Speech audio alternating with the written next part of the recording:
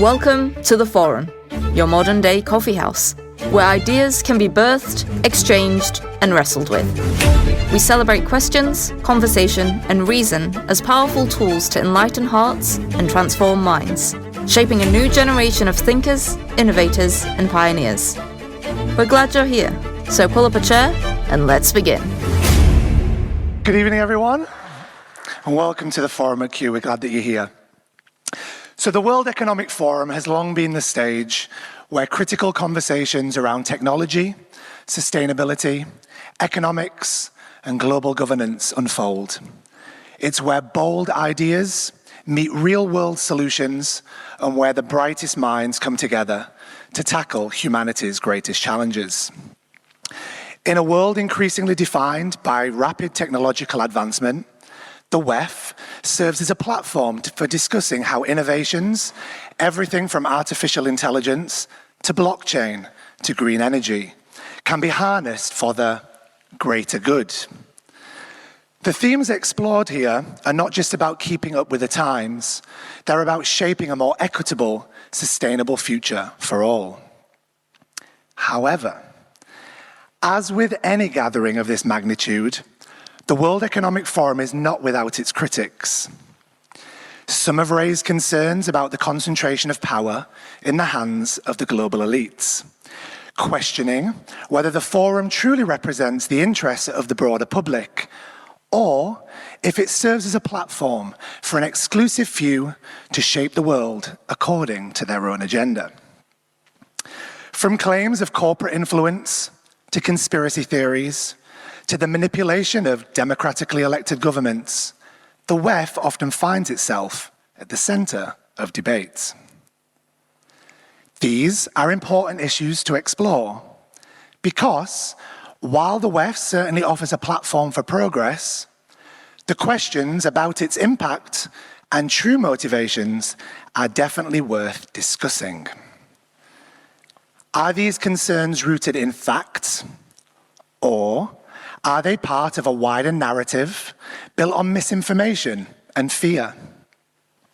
What role does transparency, accountability, and inclusive decision-making play in shaping the future of global cooperation? Now, I personally came to hear of the World Economic Forum during the COVID-19 lockdown of 2020. Whilst a very complex period to navigate, I felt an overwhelming sense of suspicion and unease. Terms like the Great Reset, you will own nothing and be happy, and build back better made me feel we were headed towards some kind of Chairman Mao-style Great Leap Forward. What's Agenda 2030 really all about? I became swept up in the hysteria, found myself aligning with the narrative that portrayed the WEF as a malevolent force. However, as I became more philosophically and economically aware, through reading various pieces of literature, I began to approach these topics with a more critical and open mind. Over time, my views of the WEF evolved somewhat as I sought to truly understand its goals and objectives. And I believe it's crucial that we all engage in this ongoing conversation.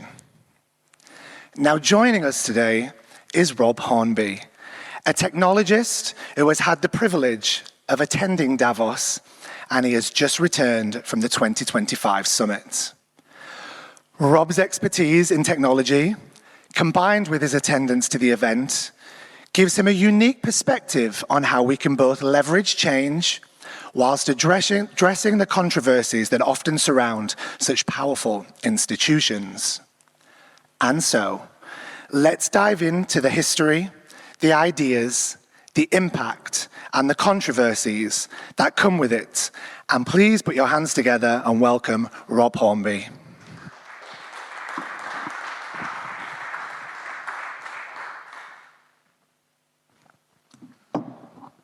Welcome, Rob. Thank you. It's good to see you. Thank you for being here. So I guess When we were putting together this evening, there's a potential to go down lots of different avenues. We've only got about 45 minutes to an hour, so I want to make sure that we cover as many important topics as possible. But first of all, I think it's important to get a bit of background just about yourself, kind of what your experience is, how you ended up in technology, and ultimately, I guess, how you ended up at Davos, really. So maybe I should just start by saying I am not some kind of expert on the World Economic Forum, nor do I speak for the World Economic Forum. So this is more of a kind of the perspective of someone who's been there and been involved with some of its activities. I got into technology by buying a ZX81 with my potato picking money earned in Kirkhamerton, just down the road. I was considered to be a strange specimen indeed by the other potato pickers, but that was the start of my interest. And then I went on to do a degree, and I've been a technologist of one sort or another ever since. How I got involved in the World Economic Forum is that I've been working for the company I work for, which is one of the global consultancies. I've been working for it for about 14 years, and I'd become a bit more senior, and we're a sponsor of the World Economic Forum, and a small group of people go each year, and it came around to me being included in that little group. So I came to be there effectively representing the company that I work for. Right, so it's interesting because the World Economic Forum, many think, just started in 2020. It seems like that when it really kind of rose to stardom. But the reality is the organization has been around for decades, which I found fascinating when I found that out, because it was like I'd only ever heard of it from 2020. So I guess, can you give us a little bit of a background of the history of the organization? I guess who founded it? And I guess as well, from that, delve into a little bit of its primary vision, sort of like what its intentions were. Yep, so the World Economic Forum started in 1971. So this is a bit like people think AI began in 2022, not 1956. The World Economic Forum started in 1971. And one of the accusations I see online is that it's tainted by corporate influence. Well, it started as a management forum, so its beginnings were principally CEOs of businesses. It was called the European Management Forum, first of all, and people running companies got together. I mean, you could literally, in those days, sit in a circle and basically say, what can we do about the issues of the day? And that's how it began in 1971. It's evolved through a number of stages. And so there was a stage when it started to be more oriented towards government and these sorts of things. It then became more connected to charity, non-governmental organizations. It's got a bunch of academics involved. So it's become a very diverse group of people, but it started off as a business forum in 1971. And who founded it? Klaus Schwab, he's an amazing character. It's quite interesting. Some people say he's Swiss because his family's Swiss, largely. But he considers himself German because he was born in Germany. And ChatGPT thinks that he's Danish. So there you go. But he's a business academic, essentially, and he started the forum. And he's still the driving force all these years later, really, behind the whole movement. We've actually got a picture of him. There he is, look. Now, the reason I picked that picture is Is there a reason that he wears that particular outfit? Because, there's been a lot of accusation. He looks like a character from a Marvel comic. And with all the surrounding sort of hysteria about the WEF, I feel like the outfit doesn't help. It probably, of course, we all wear that exact outfit. Oh, really? Yes. Is it mandated? So, no, it just looks like everybody. That's not true, by the way. But yeah, you can't joke about the World Economic Forum because people will be writing blogs about it the following day as if it was true. I've actually never seen him. I've never seen him in real life, let alone dressed like that. But that's quite an outfit. It really is, yeah. So do you think that the WEF has changed much over the last sort of 40, 50 years? Do you believe it still holds the same vision as to what its intentions were? Or like you were saying, it kind of evolved from this business kind of forum, and this is where now it seems to have merged more into a different kind of product. At what point do you believe that started to happen? I think it has been gradual. So it started off with this bunch of business people trying to see if they could, I think, contribute to solving some of the world's problems. I think, and of course many people will say I'm just naive about it, but I do think that there's still quite a lot of that element left, that there's a lot of very privileged people who attend, and of course that's one of the criticisms. But I think some of them, at least, genuinely harbour a desire to do something good in the world.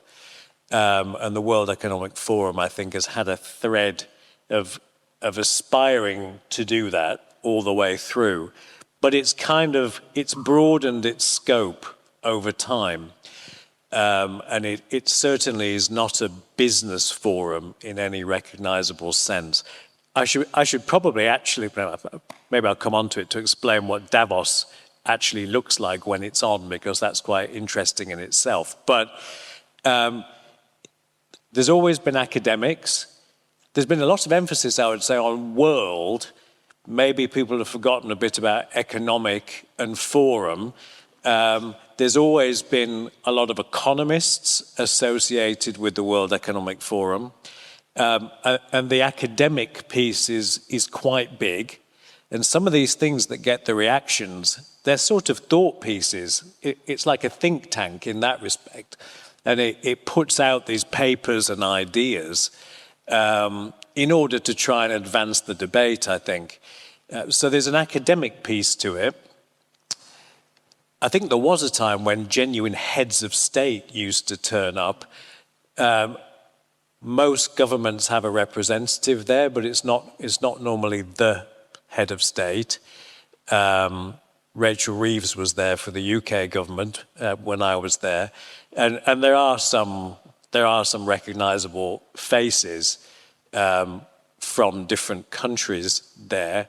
That's an element of it. There's now quite a big group of NGOs, social entrepreneurs. Some of them are the most impressive people I've ever met there, doing amazing things. Maybe we'll get a chance to talk about them later. There's now a faith part to it. So I went to a meeting in New York of the World Economic Forum Faith in Action group, and I met the chief rabbi of the UK and a whole bunch of other people. So it's a pretty big group. There's a lot of influential technologists there. People like Sam Altman and some of the other really leading figures. They're almost like tech superstars now, aren't they? Some of them attend in person, and some of them come and do briefings of different kinds. And so I would say it's a pretty diverse group. There's always some protesters as well, of slightly different sorts in different years.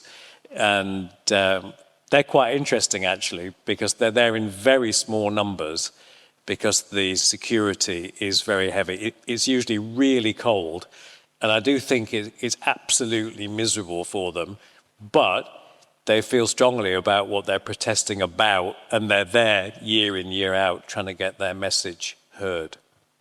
Interesting. So what does the average What does the average week look like in Davos? So, when you attend, are they done in meetings, are there workshops, kind of how does it work? Let me try and describe it physically first, because you get a feel for it that way. So Davos is a ski resort, and I know there's this idea that everyone arrives by private jet, but actually most people go by train from Zurich Airport because there's a direct train service, or they get a cab.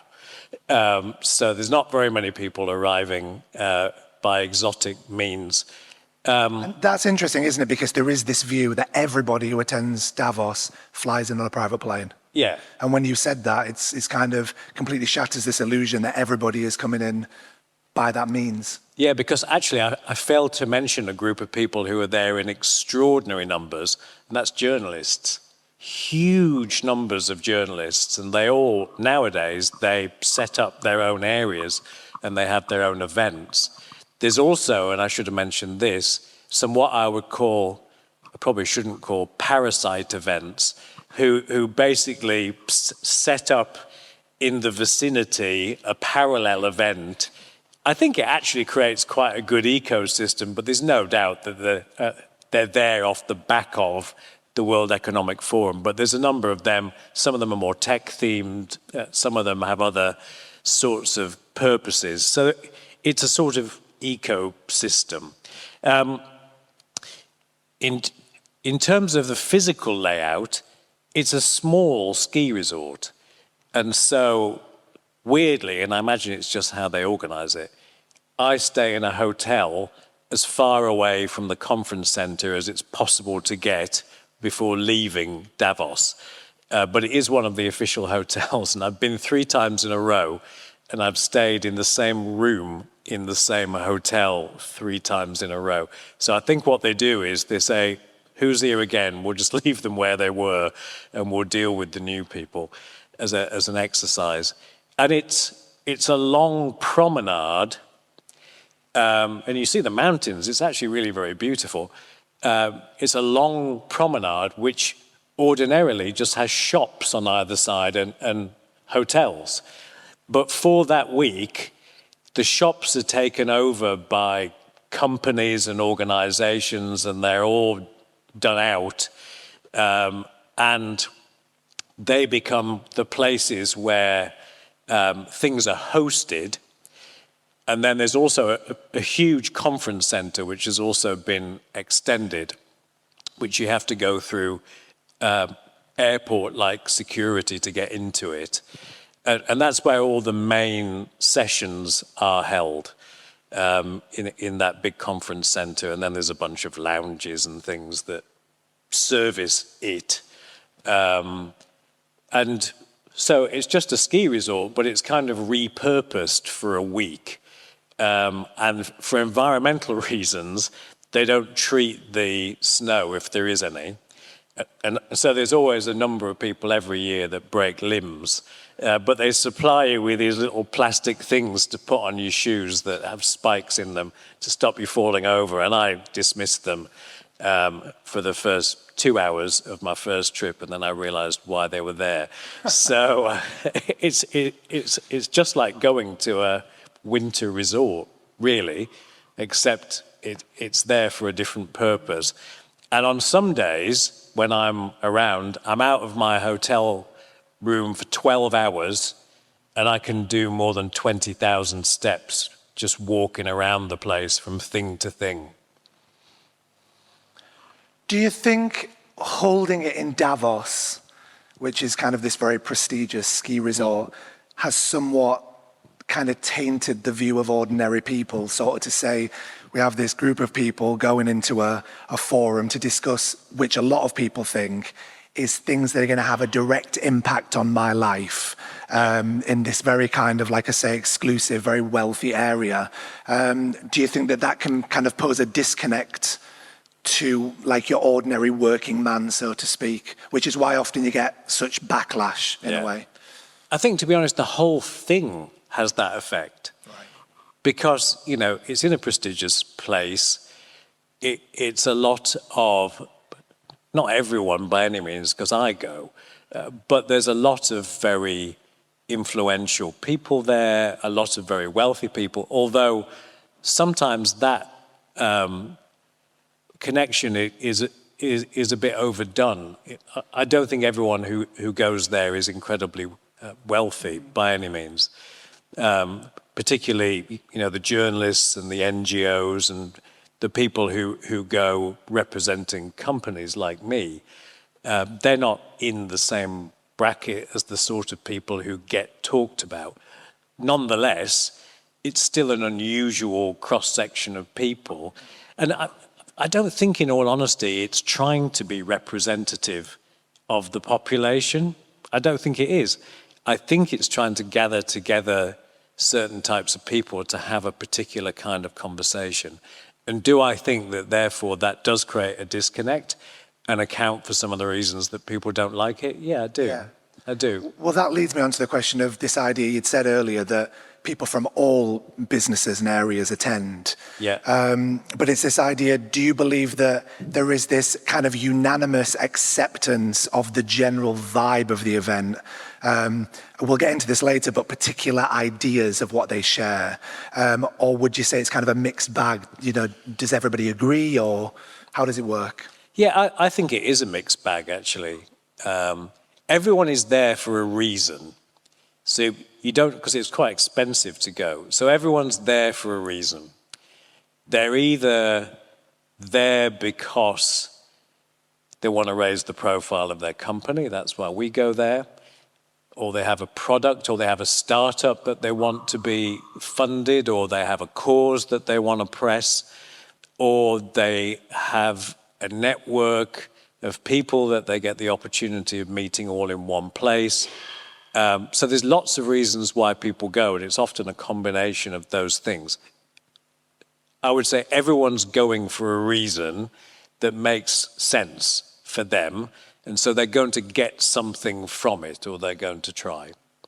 But I do think there is a bit of a shared belief in an interest in trying to improve the world. I think that's far from a total blanket situation, I'm sure.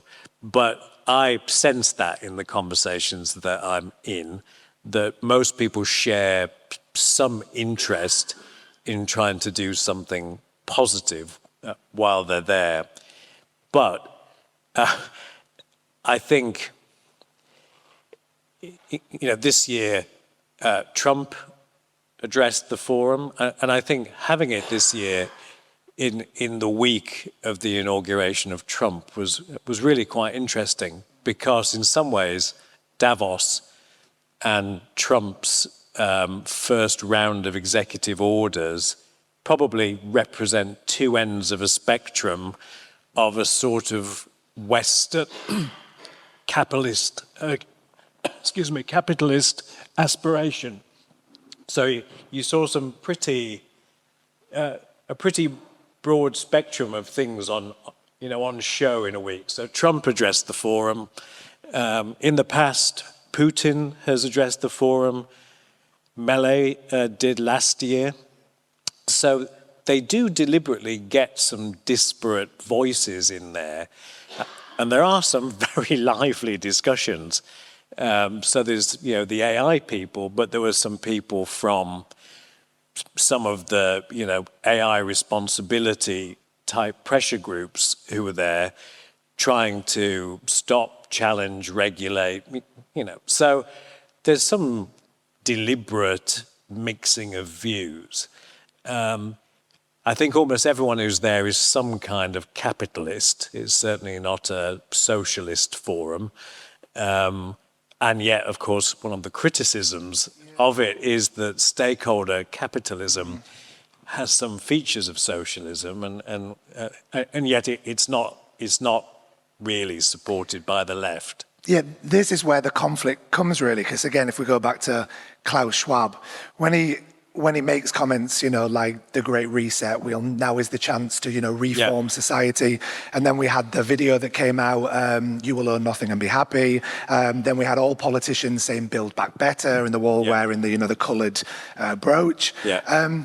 These particular slogans have kind of a resemblance and a sound of collectivism, if we're going to call it that, this idea that we as a group of people know the ideas that are going to make your life better. So for me, it's quite interesting that you would say that generally the attendees are more swung towards this idea of capitalism and free markets, but then the general vibe that I think people hear, particularly through social media, is statements like that, which sound very much on this side of, well, some would argue it's communism, this idea that everyone needs to be the same, we all need to be equal. How would you kind of, I don't know, kind of explain that? I'd say there's very few people arguing for genuine equality in Davos, because that would have big implications for most of the people who were there. I think some of these slogans are probably not quite interpreted in context. I don't agree with all of them, but I don't think that they're typically what they're being made out to be. So if we take one you've mentioned a few times, the own nothing and be happy, what they're really getting at in that, if you look at it in context, and it's inside this thing on a sort of the fourth industrial revolution, the idea there is to do with, so the way we consume Spotify and Netflix, for example, we don't actually own the songs. We buy them down as a service. And what is being envisaged in the own nothing and be happy is the idea that a lot of things are consumed by us on more of a pay-as-you-go basis. It does not envisage that the state is the provider of those services. Those services are provided by private capital, by and large, and therefore it's actually a capitalist vision of digital consumption, by and large, which is challenging our notions of ownership in the way we've known it.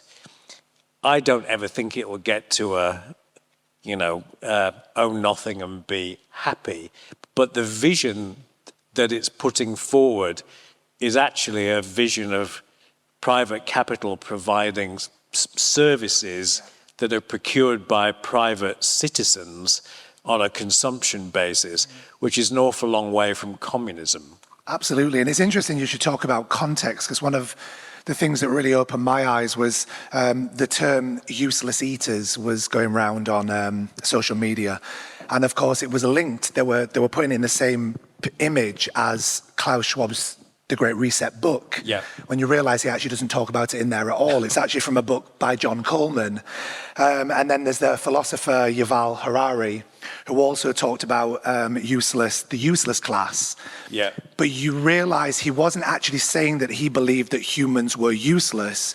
He was referring to this idea that as technology changes, which it's going to, it has done, and AI increases, how are we going to find out how we kind of harbor humans in the best possible way? Because in effect, as machines start taking so many jobs that humans used to do, you could argue we do kind of become useless. So how do we find a way to utilize humans in the best possible way?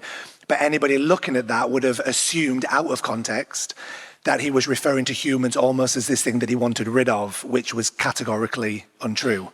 And I think that's how a lot of these things have come up. And it's a shame, really, because I think some of them are open to criticism. Absolutely. And we could be having a better debate about them, in all honesty, as to whether we actually want a world where private capital is providing services. You know, I think I have about 700 books in my Kindle library, and it's cost me thousands of pounds, but I don't own them. And it's quite possible that if anything happened that I can't envisage, they'd all just disappear one day. So I think there's some peril in this no ownership world. And I think that would actually be a really good debate. Unfortunately, it's not quite the debate we've managed to have because we've been fighting phantoms a little bit. Interesting. So I was going to ask you the question as well about, you brought it up with regards to Trump speaking as well. Yeah. But if we just look a little bit more basically before we get on to that. So you have a lot of the left side of politics who who would argue that they're for kind of global collaboration and equity being kind of the primary objective, and therefore maybe would align with some of the visible statements of the World Economic Forum, such as things like climate change and net zero and all that kind of thing. However, there are those who are more skeptical and swing towards the free market, individualism, sovereignty, and have viewed the World Economic Forum as pushing the idea, and this is the word that comes out a lot, one world government, with this view that somehow sovereign states will all kind of end up centralized within the World Economic Forum or just a group of people. How would you personally reconcile those differences? Because I do believe that that is the question that a lot of people, particularly in 2025, when we see in such kind of like a diverse range of opinions, or polarized, should we say, how do you kind of reason with that? Let me try and give as reflective an answer as I can, because I think it's right at the heart of all of this. So, if you go back to the Enlightenment, Kant basically talked about globalism from the point of view that there was a universal rationalism that was shared by humanity, and there were universal moral laws that could be understood and should be followed by everyone. So essentially, the Enlightenment believed that there were some things shared globally. And I would say that the World Economic Forum is a product of that kind of thinking. It does assume that people from very different backgrounds and contexts and cultures are capable of collaborating over moral and other issues to get a result that everyone is likely to agree is a good thing. And so it's making a lot of Enlightenment assumptions about things applying across the globe, and so it's globalist in that sense. It's also a big supporter of world institutions like the World Bank, the International Monetary Fund, the UN. So it's definitely a supporter of global institutions. And in that sense, you could argue it's globalist in its aspirations. However, when it comes to decision-making and sovereignty, I've never heard a single word to suggest that that should somehow be globalized. Then they shift to what I think we would call multilateralism. And so there's an assumption that governments will collaborate for global good, and that there might be some systems of governance put in place, like some of those institutions I've mentioned. But there's nothing in anything I've read or heard that actually supports an idea of promoting world government. And of course, I've got to know one or two of the people who work there, and there was a little anecdote because I was asking them about this question about world government, and they were saying, we actually find it a bit funny on some days when we can't find enough chairs for a meeting, but actually people think we might be just about to take over the entire world. The World Economic Forum has got no infrastructure to run anything other than itself. It just doesn't have the reach, even if it had the aspiration, which I don't believe it does. But that's not to say that it doesn't want to have influence globally. It absolutely does, and it has a lobbying operation, and it's certainly trying to influence policy and other things. But it has absolutely no machinery of government whatsoever. It doesn't aspire to have, and I don't think it ever will have. I think it's important to differentiate between globalism and globalization as well, because this idea that, again, referring to some of the more, we would call nationalistic parties that are coming about now, it used to be, particularly after the Second World War, that globalization was essential because if not, everyone would have starved. So we had to collaborate to get through such a hideous time. And ultimately that collaboration was what brought us out of it. And I think that was actually part of the inspiration right, for the World Economic Forum. So then there's now this kind of almost resistance to this idea that you could say the pendulum swung, that we're almost becoming so isolationist and protectionist again that we're almost at risk of cutting ourselves off from even the basic levels of cooperation that have ultimately made life that we know in the West what we have today, in a way. And then thinking of globalism, I do understand that that word has kind of been tainted with this view of globalization is the idea of cooperation, and globalism is this idea that people believe that every nation should look the same and operate under a particular moral code, so to speak. And I think sometimes those two get a little bit confused. Yeah. I think people are looking at the wrong institutions. I think the World Economic Forum is not a danger in that globalist sense. I think some of the big tech companies probably pose more of the sort of danger that people are worried about with the World Economic Forum. Companies that it's really an oligopoly now. It's a handful of companies that own a hugely disproportionate amount of the world's data. That kind of thing, I think we should be worried about.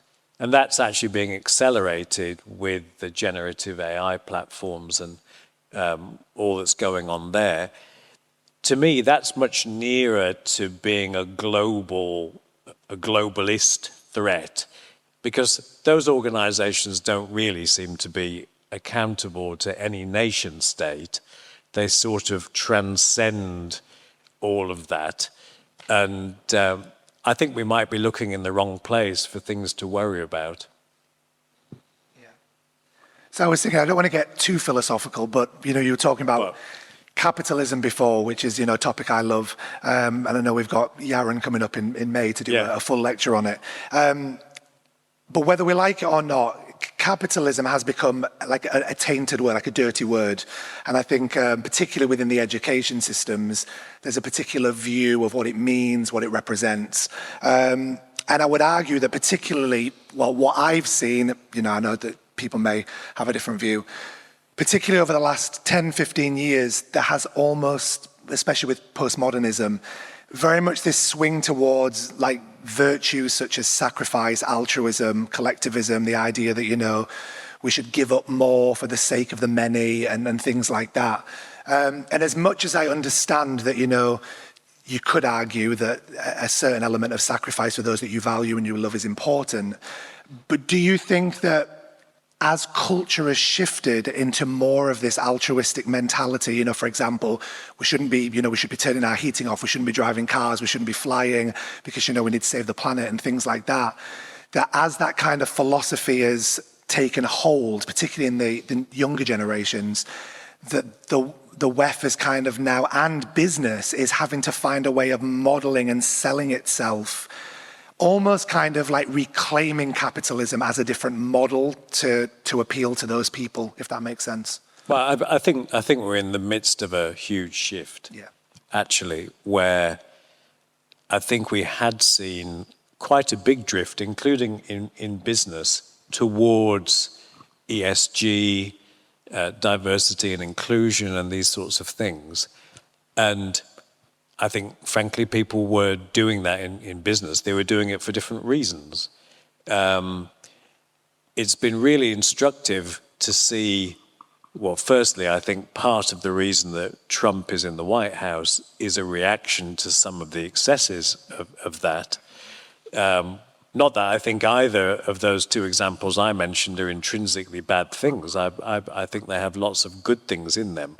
But I think they've become quite ideological, and I think they've become quite weaponized, and people have reacted against that. And now we have in the US a government that, of course, is absolutely against them.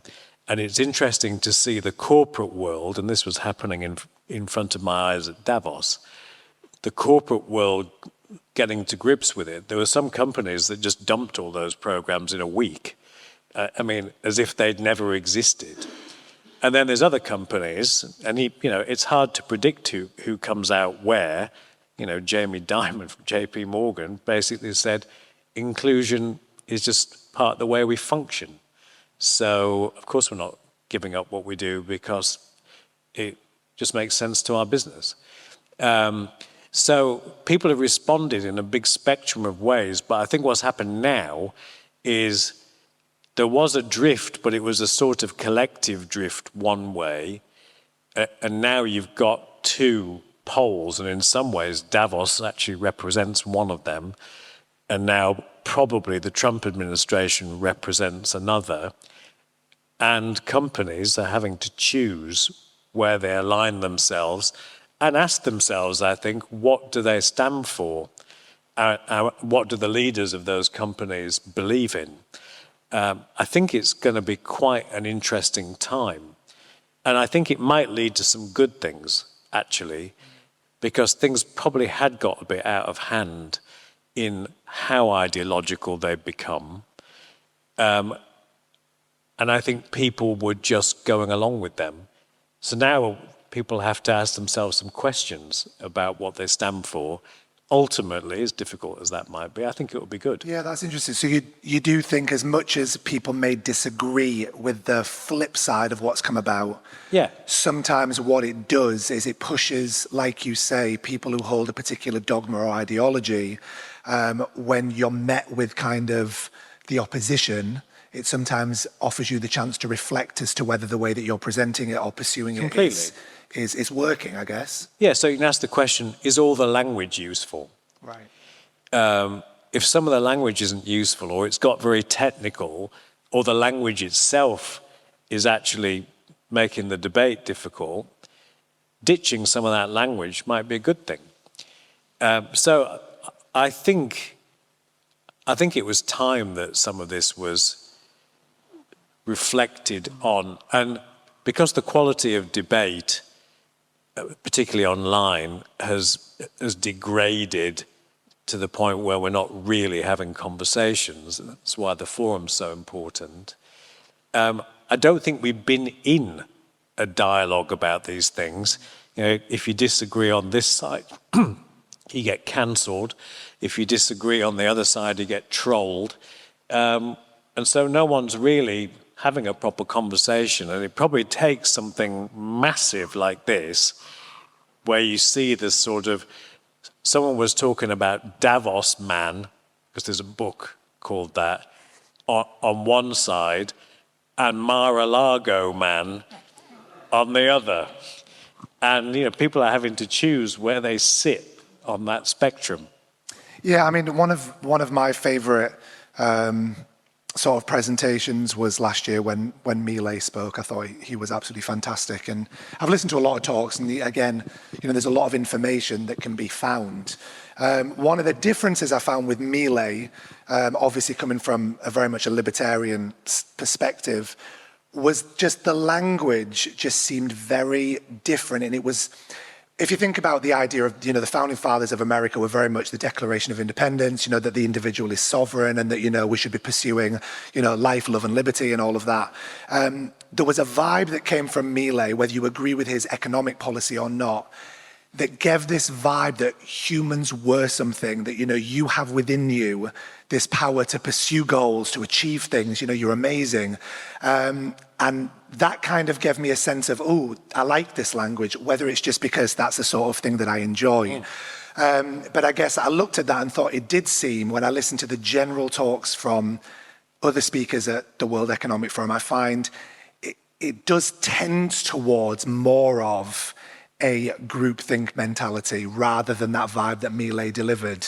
And I don't know whether you've got anything to share on that. Well, I would say Milei, whether you agreed with him or not, was definitely, he was one of the highlights of 2024. Right. I think people saw that as a groundbreaking speech. It's a bit like the Trump inauguration. It was a stake in the ground somewhere that you couldn't be neutral about. And I think everyone was relieved, because no one wants to sit in a panel. You know, I sat in a couple of panels where you just know that part of your life is never coming back to you. You know, of just, I mean, just words, and you're thinking, oh, this is awful.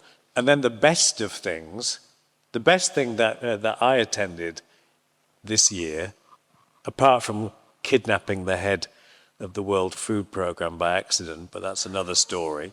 I listened to the head of quantum computing at Microsoft, who gave her lecture on an open stage outside in the extreme cold with no coat on. I mean, she's hardcore. But the quality of what she said, the clarity, she's got to be one of the cleverest people on the planet, that was amazing. Yeah. And that was at the World Economic Forum. I also heard and then met the people who were behind the documentary, The Social Network. So that was really, really interesting to meet them and talk to them about their experiences inside big tech. And so I think you do get these sort of prominent, discordant voices, or people who just know so much about what they're talking about, and you think, wow, I'm really glad I'm here. Yeah. And then you turn up at something else and you're just in despair at how bad it is. There was one panel so bad, I think I could have been all four of the panelists. And that's not a good thing, because they didn't say anything of any, you know, interest to anyone, I don't think. So it's such a mixed bag. Do you think with that, as well as, again, with the change in technology, so everything's sound bites now, clips, memes, right? Yes. So, for example, before I came here tonight, I listened to a Now's talk from Sarah Payne on the history of the First World War as I was making dinner. And for me, it worked for me. It was like I loved everything she said. It inspired me. It was interesting. I've also listened to other 45-minute talks where by the end, I thought, can never get that part of my life back. Yeah. But at the end of the day, I still listened, and it was like, okay, they said what they said, not for me, whatever. But I was also thinking, with regards to the WEF, is there almost a slight, do I dare say this, like almost like an intellectual problem going on, in that everything is so fast-paced now, right? That even like the talks from the WEF, like, you know, you'd go onto YouTube. I had one sent to me, 2021, by a friend. It was an hour and 45 minutes long, huge debate panel. Yep. And they said, I want you to listen from start to finish. You'll disagree with the majority of it, but I want you to listen to it all to get context. And I'd seen some of the clips from that, that then when I listened in full, it had nothing to do with what... Now, don't get me wrong, I still disagreed with the general premise, but I no longer held the same view because I could put it in context. Yeah. But I guess what I'm asking is, do you think that this lack of willingness to engage for longer than 20 seconds also is creating a level of misinformation from certain things because people don't really listen or see what's actually being said? Did you say that again? I think actually one of the really good things about Davos is it kind of builds your listening muscle, because you have a whole week of it. And I mean, they're very, very long days, and it's quite intense. And I think it's actually really good. Yeah. That side of it's really good, because you're exposed to a lot of content from a lot of generally very interesting people. And you get this sort of cross-sectional view of where is the world this January. And of course, it certainly isn't the definitive view of the world, but it's a view of the world, and it's in quite a lot of depth, and it has quite a bit of variation within it.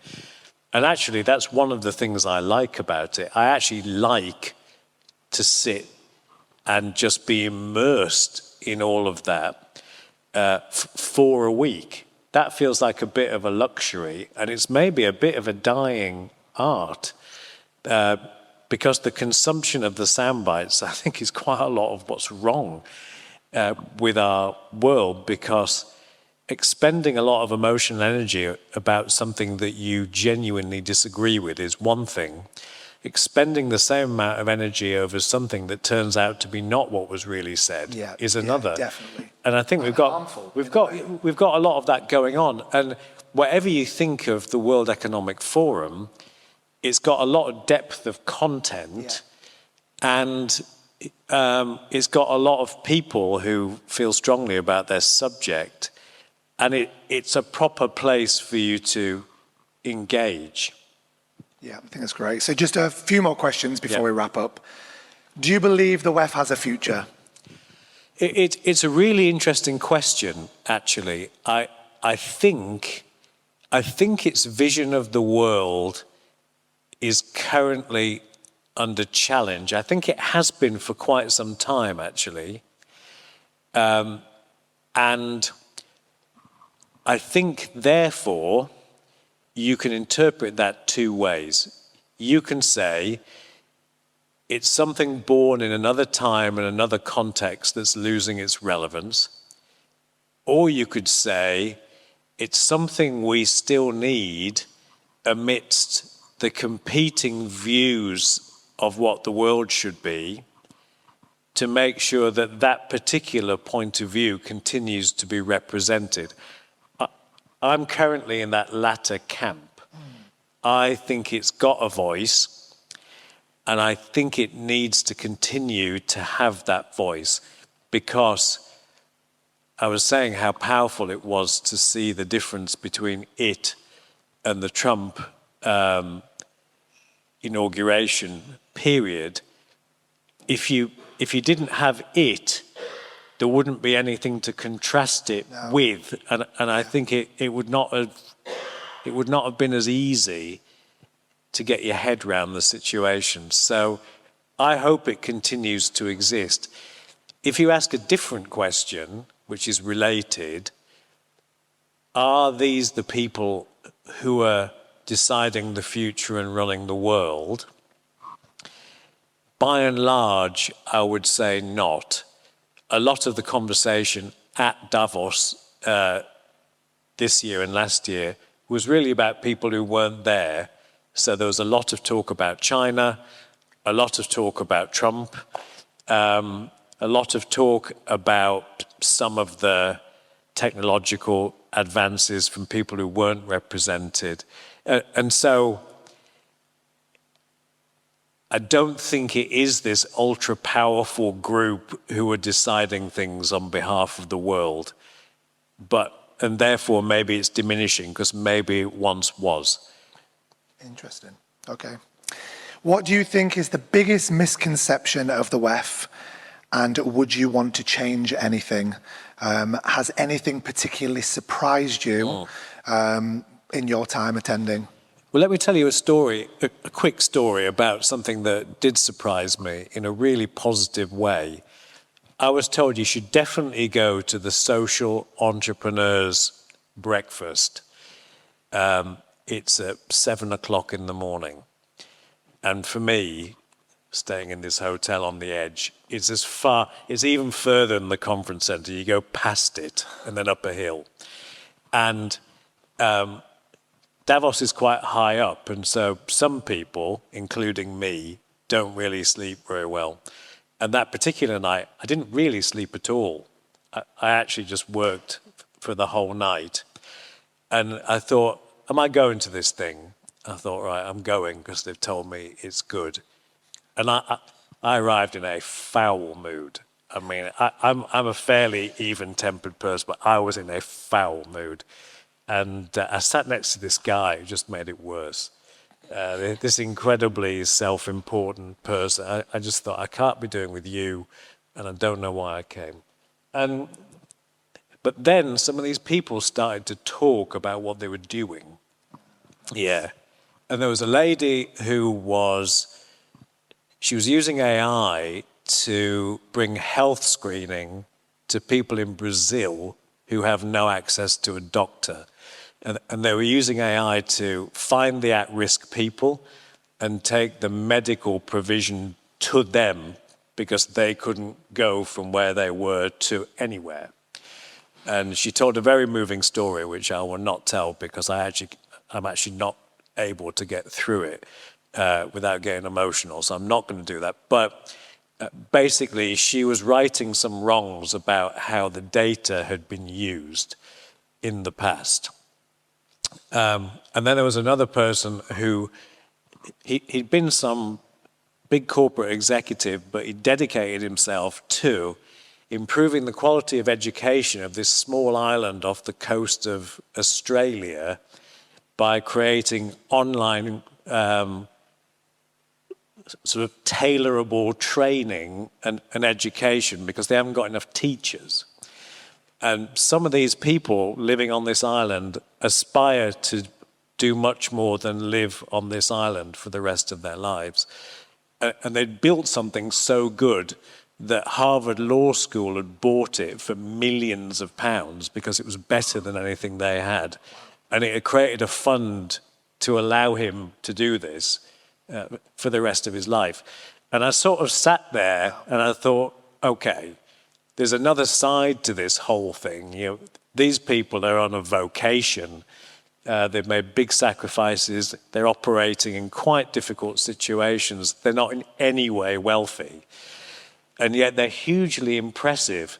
And they're using the WEF network to get access to funding and, you know, to build awareness of what they're doing.